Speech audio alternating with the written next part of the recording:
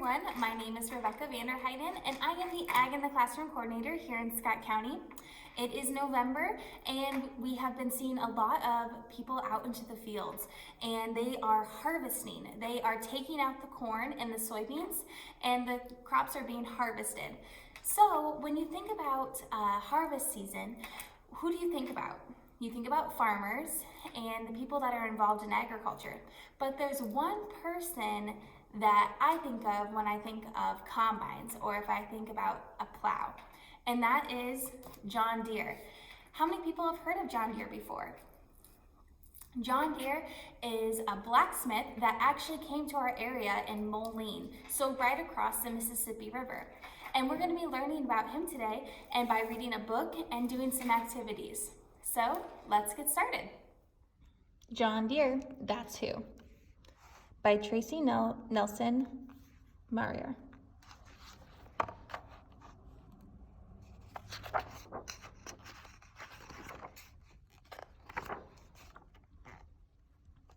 Back in John Deere's day, long before tractors and other newfangled contraptions, Americans dug the land with the same kind of plow that farmers had used as long as anyone could remember. That plow in the 1830s was surely less than perfect, but it worked.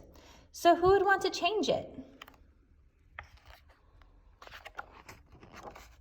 John Deere, that's who. But John didn't set out to build a new plow right away. He was just another young blacksmith from Vermont, a hard-working one, mind you. His fine skills earned him buckets of praise. Still, times were tough, and folks sometimes failed to pay him. John's business struggled.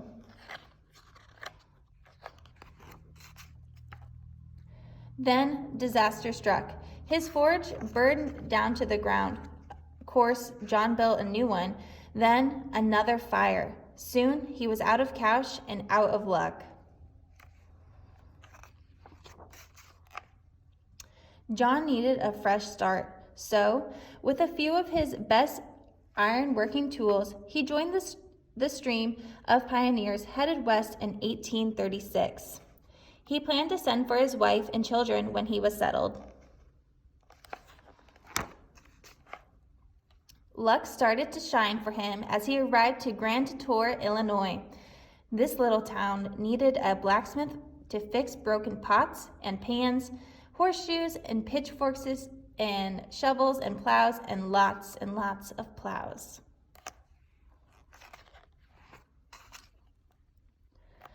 John quickly built a forge. Smoke poured from the slow fire that burned from the sunrise to sunset, and sometimes longer than that.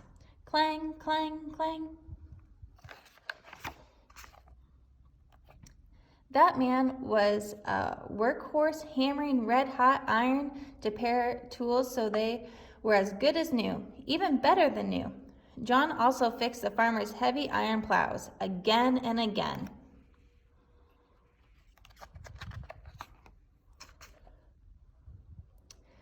Stubborn, twisted roots deep under the prairie banged up the iron blades. Even worse, the thick, rich soil that farmers called gumbo in a not-so-nice way stuck to their plows like gummy black snowballs.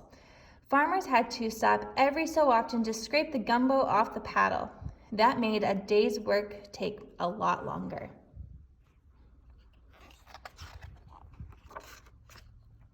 John heard the farmers complain again and again. I reckon I'm cleaning that plow per near every few steps. It's gonna take me forever and a day to plow my claim. Oofta, this heavy plow reckons the dickens out of my back. They were all tuckered out. Some farmers talked about hightailing it back east, where the soil was sandy and easy to till. John didn't want to lose his customers. Truth be told, he missed his family, and he had debt to pay. That's when John set his mind to building a better plow.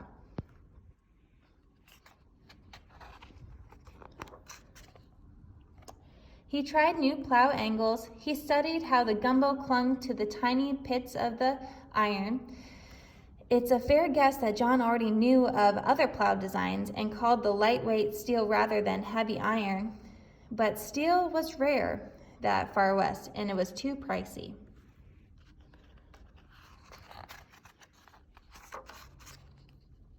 Then, one day at the sawmill in 1837, John found a broken steel saw blade that he could take back to his smithy. There, John chiseled off the saw's teeth and cut the steel into as sharp as the plow's blade. He curved it over a log so it would shrug off soil. Then he polished the steel as shiny as his mother's sewing needles. Those needles could slip through calico like a hot knife through butter. Maybe a shiny plow would slice through gumbo.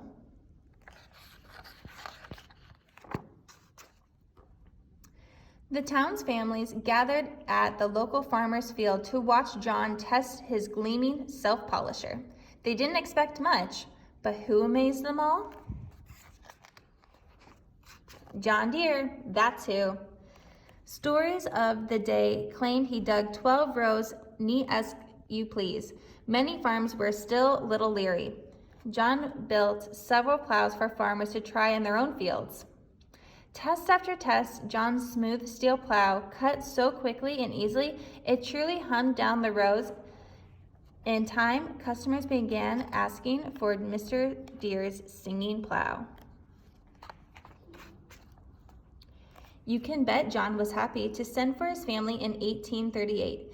The mighty relieved and settled his debt 5 years later. In another 5 years, the entire Deere family moved to Moline, Illinois. John wanted his company closer to the Mississippi for better water power and easier deliveries.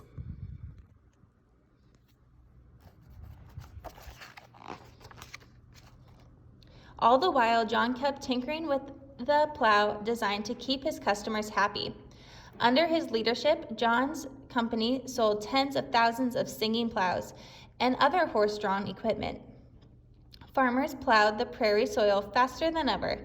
They planted more than enough food for their families, selling the extra crops. Farmers grew into a business, and the prairie's fields of grain became known as America's breadbasket. So, who changed the plow for America's farmers? Who changed the nation forever? John Deere, that's who.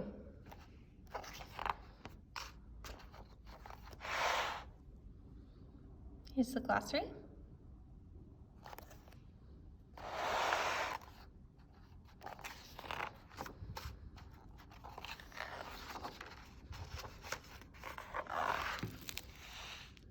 The end. So after reading our book, John Deere, That's Who, we are going to have our first activity. And our first activity is going to be about producers and consumers. So a producer is someone that provides us goods or services. And the consumer is the person consuming those goods or services. So, for example, John Deere, he was a producer. He produced the steel plow. And his consumers would be the farmers. The farmers took the product and they were consuming it. So for our first activity, we are going to fill out the puzzle. So you'll have this worksheet right here, and it's a small puzzle, just 3 pieces, and you're going to connect the dots, connect them together. So you'll use this yellow paper that was provided, and I'll have you use some scissors and some glue, and you'll cut out the pieces of the puzzle. All right, so after you cut out the pieces of the puzzle, I actually already put mine together, and this is what it's gonna look like. Now you have your producer, and we discussed that the producer is going to be John Deere. John Deere created the steel plow. And the consumer, so the person that is getting the good, is the farmers in Illinois. So they purchased the steel plow. Now in the middle it says consumer and producer. So the consumer, farmers in Illinois, bought the new plow, and the producer, this new plow helped farmers take care of their land and soil so that they could grow food. So the consumer got the steel plow, and then he produced a good. He produced the crops like corn or soybeans. So then he became a producer. And then the consumer would now be people that bought the product of corn. So it's all connected. You can be a producer to the consumer, back down to a producer when you produce the product from the steel plow to selling it to another customer. So this is the complete puzzle. For our last activity for today, we are going to be blacksmiths for a day. We're going to be our own John Deere.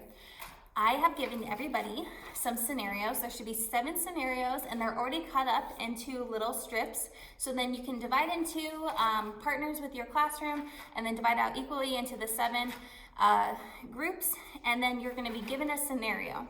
So a scenario that is a farmer that is struggling, and he needs you to create him a new product.